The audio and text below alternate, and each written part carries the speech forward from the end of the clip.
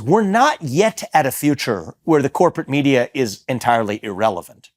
We're in this liminal state, right, this intermediate state where the new media is relevant, it's useful, it's necessary, certainly for newcomer break on the scene like me, but it coexists in a landscape where the traditional gatekeepers are still very much present, relevant, and important. And so they realized here's the game they're going to play is, take this conversation you and I are having, right? This is going to be a 90-minute conversation. The thing about a conversation is it has context. What we say 40 minutes from now may call back something that you and I just spoke about 10 minutes ago, all right? That's the nature of this format. The corporate media operates television, let's just take cable television as an example, based on 2, 3, 4-minute segments. And so there started to be a really interesting thing that started to happen in July and August is by then there's a whole body of probably tens, hundreds of podcasts like this that I had done, where what they were able to do was to then helicopter, airlift something that came out of a conversation that had context attached to it, right? An hour, sometimes 2 hours worth of context around a statement. But to airlift that and to put that on air in a way that was cast in a completely different context than what it was intended in the context of a 2-hour conversation. And it wasn't that they were just punishing me. What they were doing in the process was creating a disincentive for anybody else to actually participate in those longer form conversations. Because the message is, if you do that, do it at your own peril because you will be punished. Unless you do it the standard way where you script it, you don't go through exactly what the traditional assembly line is for political communication, and you're going to do it through the format that we have control over, or else we will punish the defector. And that's what they began to do. So in August, in the lead up to the first debate, and this was somewhat damaging to me, and it created a bit of a theme that the other candidates pounced on and exploited as a theme. Well, I'll tell you, the surprising thing that happened at the first debate was, remember, my whole thing was in March, make the debate stage. What happened is in the summer, I surged so much so that not only did I make the debate stage, I was at the center of the very first debate stage. Ron DeSantis and I were the two people at the center of that debate stage, one of whom was the guy who was the preordained challenger and replacer of Donald Trump, according to many pundits in the world of conservative media, and then another guy who nobody had heard of. At the center of a debate stage was the former vice president, multiple U.S. senators to governors to other people who were irritated as hell that I was there. And I did not expect this, Dr. Peterson, but the thing that shocked me, I enjoyed it, was at that first debate, I ended up being the target of every person. You were actually, I think, in that room physically even. And that was interesting to me. But in the lead up to that is what really gave them the ammo. And this is where I wasn't strategizing at all. At that point, I was just still continuing my talk to everyone strategy. I'll talk to everybody. I'll talk unfiltered, et cetera. There was a reporter from The Atlantic. This is a funny story. I haven't really gone into depth on this, but I should. There's a reporter from The Atlantic who has been really asking, The Atlantic has been asking to do a detailed embedded profile of us. My team, and I think maybe they were a little bit shrewder than me on this, said, well, we want to be careful about this. I said, what the hell? Let him in. We're talk to everybody strategy. We've committed to something, stick to it, practice what we preach. So he came to Columbus, Ohio, and then he was going to come on a private flight to whatever campaign stops we were making, culminating the lead up to the first debate. And there was something funny about this guy. I forget his name, okay? But the first thing he says, it's weird. It's like bizarre. He has a very mild-mannered affect. And he goes out of his way to say multiple times, I have a stutter. I was like, okay, I don't care if you have a stutter. I mean, it doesn't matter to me. But he went out of his way for me to understand that he had a stutter. And he told my wife and everybody else he met, apologizing profusely, I have a stutter, so don't mind me on this. My wife has a wisdom that I don't, but she said, just be careful about this guy because of that fact, right? It's not that he had a stutter. It's that he went out of his way to point that fact out to us. That she says, I think he's looking to potentially exploit you. Just be careful with him. I didn't take it one way or another. She, it ended up being a Kaiser Sose kind of character is what for those of you who know the movie reference there. Anyway, he follow me around, builds a lot of sympathetic rapport with me, and ends up really somewhat of an intellectual, smart guy. Ended up able to be leveling with the arguments that I was making. demonstrating his sympathy for the essence, not just the superficiality, but the essence of the arguments. So I feel like I'm really leveling with somebody. By this point in the campaign, we had learned a lesson. So what my press secretary, she smartly had the habit of anytime a recorder is recording the conversation, she also goes on the record and records the conversation. Yeah, that's a good idea. On the record, let's make it mutually on the record. Now, she has worked 24/7 for a lot of the campaign. One of the weekends she had to go to a wedding. Okay. And this was during the flight that this gentleman and I were taking to a campaign stop where we were headed. So now he has me without my sort of press person near me. And I think without being in recording, he's got his recorder on the plane. Okay. So we're talking, and I'm foolishly just, talking away like I'm talking to a friend here, to a guy who's already ingratiated himself a little bit, softened his image with me. I almost felt even a little bit saddened for the guy that he had this loss of self-confidence based on some attribute that wasn't his own and seemed like a smart guy. And so we're talking, and he pulls out. So about 2 weeks before something had happened where I was on one of these podcasts, and a guy by the name of Alex Stein asks me, he's hosting kind of a quasi-comedic podcast. And he asked me, do you believe what the government's told you about 9/11? And I said, do I believe everything the government's told me about 9/11? Well, the reality is we know the government's lied to us based on declassified documents that came out 20 years after 9/11, that Omar al-Bayoumi, who was a individual who was previously deemed to be a 42-year-old graduate student that randomly met two of the hijackers. That was the story that the 9/11 Commission and the FBI published 20 years ago. Turned out in the declassified documents 20 years later was a Saudi intelligence operative. So we know the government lied about that. So based on that hard fact, of course, we don't believe everything the government has told us about this.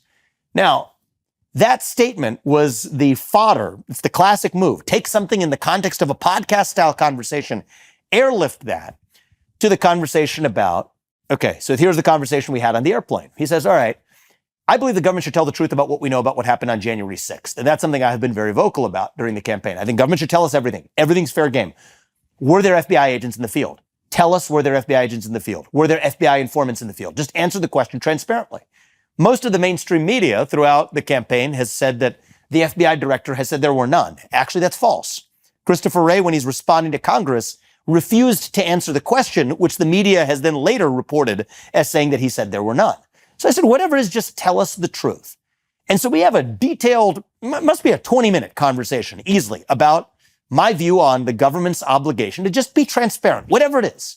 Just let the public tell the truth. Publish all the video footage. Don't disclose some video footage and hide others. Just tell the public the truth. We, the people, deserve the truth. So then he asked me, okay, well, were there federal agents in the field on January 6th?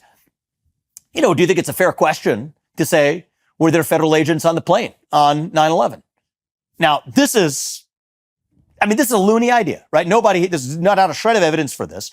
But in the context of my principled answer, saying that for January 6th or for anything else, the government should just tell the people the truth. I said, look, the government should tell the people the truth, whatever it is. I have no reason to believe that there were federal agents on the plane. It's a ridiculous idea to think there were, but whatever it is, the government should tell the truth to the people. Okay. On that segment. And it was one snippet of maybe a 30-minute conversation on this topic, which is a broader 2-hour conversation during a flight. The story comes out. This is right on the eve of the debate. Okay. And the story comes out from The Atlantic. It's in a detailed story, goes into a lot of other things. The one thing that the editor-in-chief, or whoever the main editor guy is at The Atlantic, puts out and highlights is Ramaswamy fuels conspiracy theories, asking whether there are federal agents on the planes on 9/11. So this is weeks later after he's come. So I truthfully, I remember the January 6th conversation. This was a one-off snippet. I didn't remember saying that. And I just told my team, I was like, I don't remember saying that. I mean, clearly these people have reporting standards. He was recording a conversation. He's reporting on something. Can you just ask The Atlantic, just share with us the recording where I said it, just for my own knowledge of what I even said. It was a free-flowing conversation. I'm not denying the way I was quoted, but just tell me what I said. They refused to. Now, CNN, this comes full circle from the Don Lemon, has their own vengeance to square, has booked me that night, okay? And boy, are they coming ready. And I'm sure there's coordination. It was done in a level at which it would be hard to believe there's not some level of coordination here. So CNN's booked me that night. And they asked me the question. So I know I'm going to get asked about this. So I'd like to know. So we just respectfully asked The Atlantic, what did I actually say? Just tell me, what do you have? What's the thing that you're quoting here in the article? Because then the article goes on. There's a bunch. I'm being panned across the spectrum, left and right at this point. And they refuse to provide it.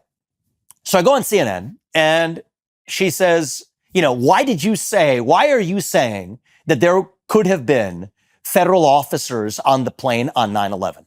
So I've never thought such a thing. It sounds to me like a ridiculous proposition. So I say, look, I don't think I said that. I think I was misquoted or taken out of context. That's the truth of it. And I think that what I did not realize is that's when they knew they had won, because she went out of her way to say, I take you at your word there. Okay. What they had then, within hours of that interview airing, The Atlantic slices just that portion where he's questioned me after the detailed discussion about January 6th. Would it be fair for the government to ask the question of were there agents on the plane on 9/11? Just release that snippet. And then CNN and the entire media has a field day. Because the entire slogan of my campaign is speak the truth, right? Speak the truth when it's easy, when it's hard. Truth is the one-word slogan of my campaign. They use this to damage the hell out of me. And so I asked the Atlantic, we said publicly, you release the snippet, why don't you release the entire conversation? Why don't you? To this day, they haven't done it. And to this day, I will challenge them. If you want to be honest arbiters of it, CNN the whole next day running an entire field day saying that he said, and if you listen to the exact footage, it's even different than they describe it. The exact footage is, sure, I think the government should tell the truth. I have no reason to believe there were. It seems like a ridiculous idea that there should be, but whatever it is, the government should tell the truth. That's what I said, which they summarize as saying that I'm raising conspiracy theories that there were federal agents on the plane on 9/11. Right. Ridiculous. Now you attribute that to, so let's go into the attribution. So obviously this was somewhat shocking for you. Shocking. Yeah. Okay. So now, but you've already set up some diagnosis of the motivation. You said that as far as you were concerned, the legacy media wasn't very happy with you sidestepping them, let's say, even though at that point you didn't really have an alternative. They also weren't very happy with the fact that their attempts to pigeonhole you, let's say, had backfired quite spectacularly. And then you had this character from The Atlantic who played I'm your friend while you invited him in, only to try to find one of these situations where something you said could be taken out of context to savage your reputation. But yes. But there's the rub, eh? Like, why exactly? Is it just the additive combination of the reporter wants to make a name for himself, The Atlantic wants to have a story, CNN wants to capitalize on it, along with the fact that, well, it would be lovely to throw some dirt on a Republican because what the hell, why not? And to paint him with this right-wing conspiracy theory. Like, is that sufficient? Is that the causal explanation for the manner in which that laid itself out? And then we'll get back to what effect that had at the debate. Yeah. So I don't think it was sufficient. All those things were definitely factors. But I think this was in the context of something is going as it's not supposed to here. Okay? There's a guy here who is advancing a Trumpian worldview of positive, I think of it as a positive nationalism, but nationalism nonetheless in the United States. And he is defying our expectations for what that's supposed to look like, because he speaks in a manner that is at least as, I'm not saying this about myself, I'm saying this what I think they see in me, as erudite and educated from the halls of the same Ivy League colleges that they deem to be their esteemed institutions, and speaking in a manner that goes toe-to-toe on the facts with debating so-called the science on issues relating to COVID policy or otherwise that we're unable to contend with. This is a real threat. We need to go after this in a deeper way, because he's not given us the video clips from speeches that we can caricature. We need to actually set the traps.